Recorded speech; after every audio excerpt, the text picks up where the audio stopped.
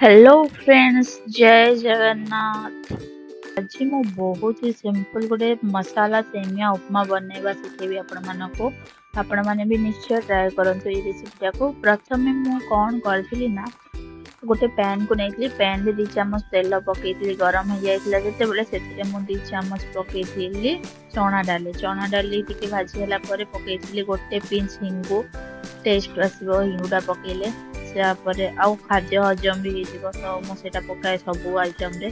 Then मु पकई छोट छोट काटी आधा इंच अदा को काटी आउ 2टा कंचा लंका और गोटे पियाज एगुड़ा को गोल्डन ब्राउन है जाए भाजी से मु पकई आधा चामच हल्दी गुंड से गुड़ा भलसे मिक्स कर देली।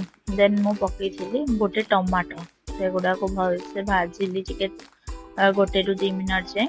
तापर मु पकई पत्र कोबी फाड़े छोट छोट कटी काटी से पुणी पकई मु मटर आउ बीन्स छोट छोट सब गुड़ा काटी स्वाद अनुसार लुण पकई से गुड़ाक भलसे मिक्स करके घोड़े 5 मिनिट परिवा गुड़ाक सीझा छाड़ देती। देखो परिवा गुड़ा बहुत बढ़िया भाजी हो जाए। मुझे पकाउछि मेन जिनस चिकेन मसाला टा ना बहुत ही माने आइटम रो टेस्ट बढ़े जाए। चिकेन मसाला और गरम मसाला एगुड़ा पकईकी मु मिक्स करली। देन मु पकईली सुखिला लंका गुंड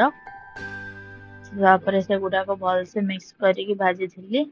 साइड रे मु भजा सेमिया रखी से गुड़ा परिवार मु मिक्स करके भाजी थी टिके समय।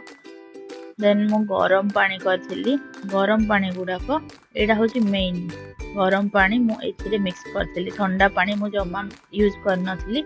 यहाँ को घोड़े 5 मिनिट कुक होगापी छाड़ दी। आमर सेमिया उपमा बनिकी रेडी। आपण मैंने भी निश्चय ट्राए करते रेसिपीटा को केमती लगिला मत निश्चय कमेंट जनातु। आपण मैंने भी निश्चय ट्राए करूँ। और जदि आपण मैंने मो चैनल नुआ अच्छा तो do like share subscribe to my channel. Thank you.